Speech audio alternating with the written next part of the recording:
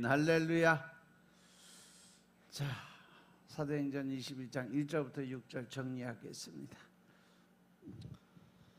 우리가 저희를 작별하고 행선하여 바로 고스로 가서 이튿날 로도에 이르러 거기서부터 바다라로 가서 베니게로 건너가는 배를 만나서 타고 가다가 그보로를 바라보고 이를 왼편에 두고 수리아로 행선하여 두로에서 상륙하니 거기서 배가 짐을 풀려 함이러라.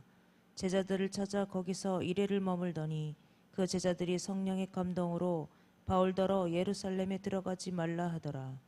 이 여러 날을 지난 후 우리가 떠나갈새 저희가 다 그 처자와 함께 성문 밖까지 전송하거늘 우리가 바닷가에서 무릎을 꿇어 기도하고 서로 작별한 후 우리는 배에 오르고 저희는 집으로 돌아가니라. 아멘. 자, 1절에 보니까 우리가 저희를 작별하고 이제 드디어 떠나는 장면들이 나오고, 여기는 주로 이제 섬 이름이 많이 나와요. 고스와 또 로도, 바다라. 우리가 저희를, 우리란 표현은 여기 이 21장 사도행전에 보면 4번씩이나 나와요. 우리라는 단어를 사용한 게. 그래서 사도행전 16장에도 그렇고 20장에도 그렇고 21장, 27장. 그래서 사도행전의 저자인 누가가 사도 바울과 그만큼 가까이, 즉 동행하는 그러한 선교 사역을 하고 있음을 나타내주는 부분이죠. 그래서 우리는 사도 바울과 누가 외에도 사도행전 20장 4절에 언급된 사람들을 포함한 바울 일행을 가리킨 게 바로 우리라는 단어예요. 사도행전 20장 4절에 보면 아시아까지 함께 가는 자는 베레아 사람 브로의 아들 소바더, 그리고 데살로니가 사람 아리스다고와 그리고 세군도, 또 더벳 사람 가이오와 디모데, 아시아 사람 두기고와 드로비모, 이렇게 많은 사람들이 같이 동행하면서 복음 전도자의 사명을 가진 자들 모두를 다 우리라는 단어로 표현을 했어요. 그래서 여기서 이제 작별을 했다는 말은 서로 헤어지기 싫어하는 사람들이 억지로 헤어져야 되는 입장을 나타내고 있어요. 이것이 그들이 얼마나 헤어지기 싫어하고 그만큼 잠깐 2주간의 사이에, 일주일간 사이에 얼마나 정이 들었을까 하는 것을 짐작할 수 있게 만들어주는 그러한 단어들이죠. 그런데 이러한 끈끈한 감정에 끈에도 불구하고 사도 바울 일행은 복음 전도 사역이라는 대의를 위해서 밀레도의 교우 및 에베소 교회의 장로들과 이제 헤어지는 시간이 됐어요. 그래서 이제 여기 보면 고스라고 나오는데, 이 고스는 밀레도 남쪽에 약 한 70km쯤에 있는 작은 섬이에요. BC 1500년부터 사람들이 거주한 것으로 알려지는데, 고대 세계에서 가장 아름다운 항구 중에 하나가 바로 이 고스 섬이었어요. 이것은 유명한 의학자 히포크라테스의 고향이 고스예요. 그래서 그 고스 그 섬에는 큰 의학교, 의과, 뭐 지금 대학교 정도 수준 되는 그런 큰 학교가 있었다고 그래요. 그 다음에 이 로도는 에게 남동쪽에 위치한 섬인데, 이 로도 섬을 일명 장미의 섬이라고 명명을 해요.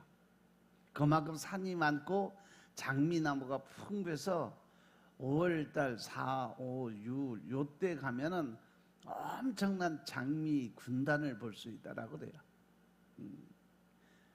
특별히 여기가 풍부한 일조량과 알맞는 기후 때문에 꽃나무, 장미나무가 이렇게 잘 된대요.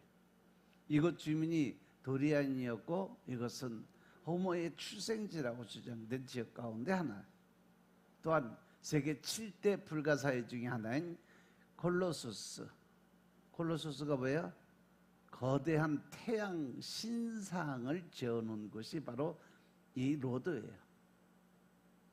그래서 이것을 인해서 아주 전 세계적으로 유명하게 만들어갖고, 이 로도 섬에 있는 사람들은 이 콜로소스 이거 하나 때문에 먹고 살아요. 전 세계 사람들 구경 와서. 그 다음에 바다라는 로도섬에서 85km 떨어진 리기아 해변에 위치한 항구 도시예요. 이것은 아름다운 항구 도시인데 거대한 상업 도시이기도 해요. 학자 람세이는 이곳을 매일 수백 척의 배들이 지나가는 전형적인 항구 도시다라고 표현을 할 정도로 이 바다라가 엄청나게 큰 항구 도시로 설명이 돼요. 그 2절에 보면 베니게로 건너가는 배를 만나서 타고 가다가, 베니게로 건너가는 배를 만나다. 베니게는 팔레스타인의 북쪽의 갈멜산 어귀에서부터 아바드까지 뻗어 있는 지중해 연안 지역을 가리켜요. 오늘날 레바논 지역과 거의 일치하는데 두로와 시돈이라는 중요한 항구 도시가 그곳에 위치해 있어요. 성경에 보면 두로도 나고 시돈이라는 그러한 항구 도시 이름 많이 나오죠. 바로 여기 있어요. 여기서 봐도 사도 바울 일행은 이제 에게해를 완전히 빠져나와서 지중해를 가로질러서 두로를 향하는 직선 항로에 접어들었음을 볼 수가 있어요. 터키하고 그리스가 거의 붙어 있어요. 같이 다리 하나만 건너가면 그리스고 여기 안 건너가면 터키인데, 터키의 소아시아 7개 거기가 다 있고, 이게 바다 쪽으로 나가면 바로 정면으로 보이는 게 전부 에게해, 엄청나게 이 에메랄드 빛으로 된 데 엄청 예쁜 바다가 보여요.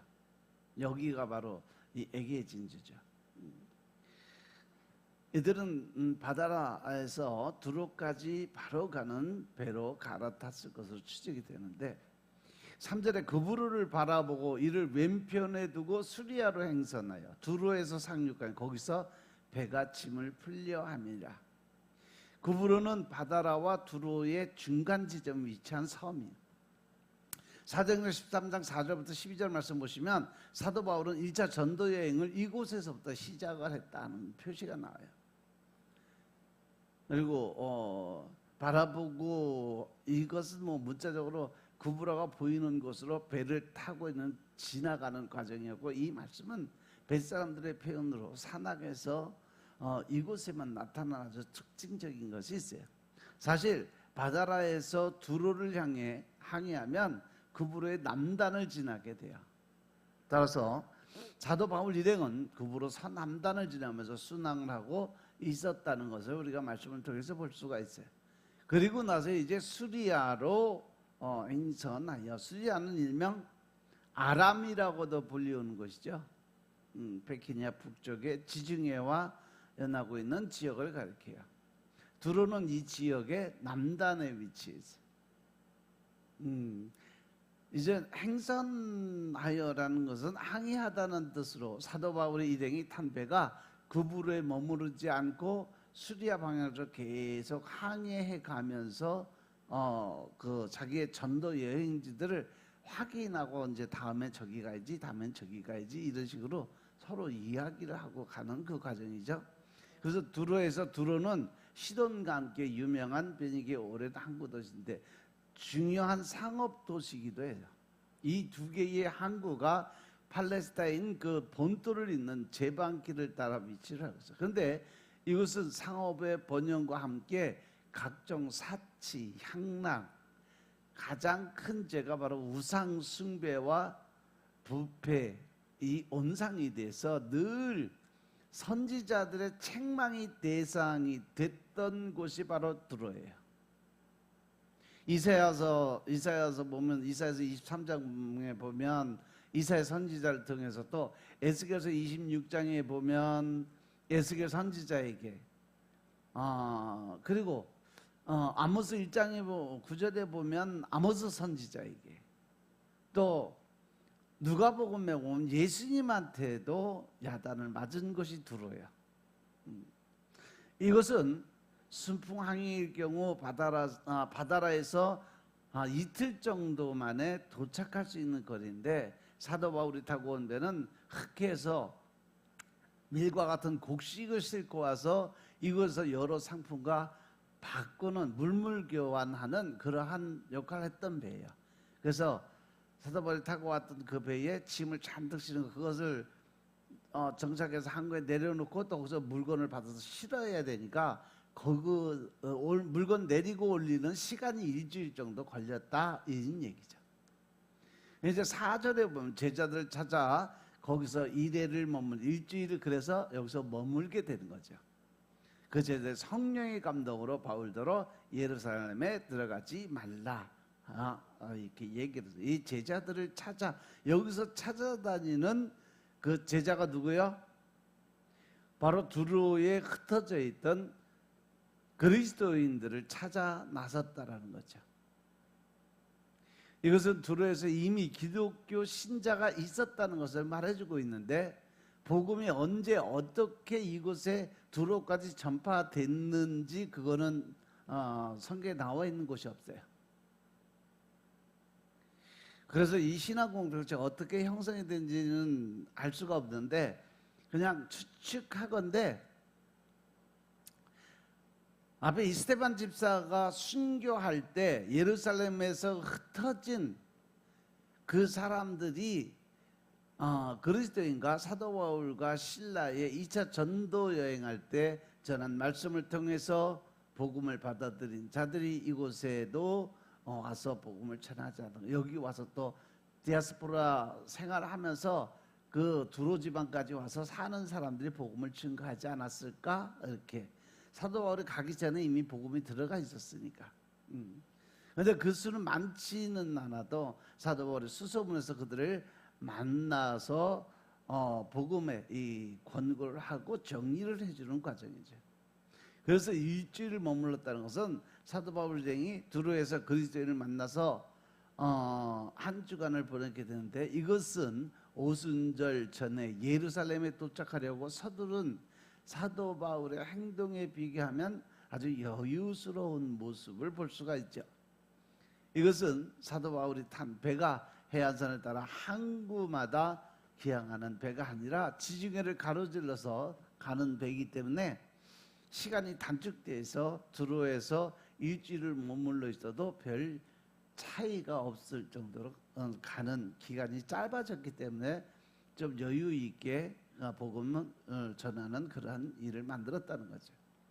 또 사도 바울이 두로에서 일주일간 머문 사실에 대해서 많은 사람들이 여러 가지 주장이 있는데 사도 바울이 타고 온 배가 종착지가 두로였기 때문에 애들이 가이사라로 가는 다른 배를 찾기 위해서 기다려야 됐다 하는 사람들이 있고 또 바울과 그 일행이 타고 온 배가 실린 짐을 풀어놓고 또 다른 짐을 실는데 걸린 시간이 한 일주일 정도 걸렸다 하는 사람도 있는데 제가 볼 땐 나중에 두 번째 견해가 맞는 것 같아요. 왜냐하면 사도 바울 일행은 다른 배편을 알아보지 않고 그냥 머물러서 두로의 그리스도인을 찾아서 그들에게 복음 전하는 일에 최선을 다했고 그들이 두로항에 들어온 게 자기의 짐을 풀려고 왔다고 하는 거 보면 그 짐을 내려놓고 또 물물 교환하는 그러한 일을 하지 않았을까.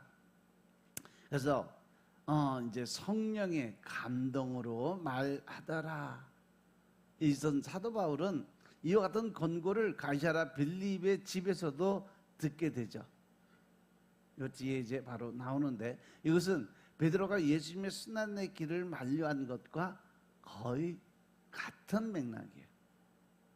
그런데 사도 바울은 성령의 인도함을 받아서 예루살렘을 가려고 했고 이들 중에 성령의 감동을 인해서 사도 바울의 행로를 만류한 것으로 어쩌면 성령의 역사가 잘못된 그러한 것처럼 보여요. 그런데 이 본문의 의미를 보면 이들은 유대로부터 온 선지자가 11절에 보면 아가보가 나와요. 이 아가보의 예언과 같이 사도 바울이 예루살렘에 올라가면 체포돼서 고통을 겪게 되는 것을 성령의 감동에 의해서 아가보가 직접 자기가 묶이고 어떤 고난을 당할 거다라는 그런 걸 보여주고 사도 바울이 거기 가면 이렇게 돼서 거의 죽을 거라는 얘기를 해줘요. 그래서 그들은 이미 알고 있었다는 거죠. 그래서 그들은 인간적으로 사도 바울에게 예루살렘에 들어가지 말라고 권유한 것은 성령의 어떤 지시함에 따라 한 것이 아니라 자기의 생각, 베드로가 예수님의 고난이 있을 때 자기가 절대 지키겠다고 그러고 도망간 놈하고 이러한 상황과 같다는 얘기예요. 즉 제자들은 사도 바울의 안위를 걱정하는 뜨거운 사랑의 마음이 있었지, 사도 바울의 예루살렘 행을 만류한 것은 성령님의 감동으로 된 것은 아니다. 이 같은 일은 결국 사도 바울의 예루살렘 행이 고난과 시련의 길인 것임을 성령님이 다시 한번 확인시켜주고 사도 바울의 믿음을 다시 한번 확인했던 그러한 과정이에요. 그럼에도 불구하고 사도 바울은 조금의 흔들림도 없이 성령님이 예견해준 시련의 길을 곧장 걸어가고 있었다는 거죠. 5절에 보면 여러 날을 지난 후에 우리가 떠나갈 때 저희가 다 그 처자와 함께 이제 성문 밖까지 전송하는 것. 처자와 함께 성문 밖까지 전송했다는 것은 밀레도 해변에서 에베소 장로들과 이별 장면과 거의 같은 그런 장면이 나와요. 이들을 비록 일주일이라는 짧은 기간 동안의 만남이었지만 성령 안에서 아주 강한 신앙의 유대를 맺고 있었어요. 즉 그들은 사도 바울 오랜 친구는 아니지만 일주일을 함께 있는 동안 서로 간의 동질성을 뜨겁게 느낀 거죠. 이 동질성이라는 것이 뭐예요? 바로 예수 그리스도의 사랑의 띠로 서로가 굳게 연결되어 있는 한 형제 한 자매의 의식을 의미하는 거예요. 그런데 사도 바울은 전송하는 데 있어서 이들의 처자까지 모두 동행했다는 것은 두로의 신앙 공동체가 상당히 소규모로 이루어지고 그만큼 그들의 어떤 그 사회 공동체가 돈독했다는 거죠. 한 마음 한 뜻으로 움직였다는 거예요. 그래서 그들이 성문 밖까지 왔다는 것은 구체적으로 사도 바울이 타고 갈 배가 바로 정박해 있는 부두까지 배 타는 것까지 보고 가는 그러한 모습을 보려고 지키고 있었어요. 근데 그들이 그 자리에서 뭘 했어요? 무릎을 꿇고 기도를 드렸다고 그랬어요. 이들은 남들의 이목에도 아랑곳하지 않고 무릎을 꿇고 하나님께 기도를 드렸어요. 이것은 그들의 신앙이 얼마나 진실하고 순수한 것인지를 잘 나타내 보여주고 있는 장면이죠. 아마도 이 제자들은 다시 사도 바울을 보지 못할 것을 느끼고 알고 있었던 것 같아요. 그래서 사도 바울이 장차 겪어야 될 고난을 잘 견뎌낼 수 있도록 하기 위해서 하나님께 기도를 드린 거죠. 누가는 세 곳에서 작별 장면을 기록하고 있는데 밀레도와 여기 두로 그리고 다음에 나오는 이제 가이사에서 출발을 해서 로마로 가는 장면이 나와요. 마지막으로 6절에 보면 서로 작별한 후에 우리는 배에 오르고 저희는 집으로 돌아갔다. 우리는 배에 오르고 저희는 집으로. 누가는 이별의 장면을 아주 상세하게 기록을 해놨어요. 여기서 배에 오른다는 표현에서 사도 바울 일행이 탄 배는 다른 배가 아니라 지금까지 타고 왔던 그 배를 다시 타고 가는 그러한 장면을 볼 수 있어요. 그들은 배의 짐의 하역 관계로 인해서 한 주간 두로에 머물러 있는 동안 그것에서 교회를 굳게 하는 역사를 이루고 또 복음 전도하는데 더 최선을 다해서 영혼 구원하는데 최선을 다해서 이렇게 노력한 모습을 우리가 볼 수가 있습니다. 7절부터는 내일 시간에 가겠습니다. 기도드리겠습니다. 아버지 하나님 감사드립니다. 오늘도 아버지 하나님 은혜 가운데 우리가 말씀 안에 들어가게 하시니 감사합니다. 사도행전을 통해서 우리가 복음 전도자의 사명 그리고 또 사도 바울의 믿음을 통해서 우리가 예수님을 닮아가는 삶을 살 수 있도록 축복하옵소서. 이 성전을 가득 채울 수 있도록 우리가 복음 전도의 사명을 감당케 하시고 또 많은 영혼을 구원하는 전도의 사역을 통해서 우리의 삶이 변화될 수 있도록 주님이 축복하옵소서. 모든 말씀 우리 주 예수 그리스도의 이름으로 감사드리며 기도드렸사옵나이다. 아멘.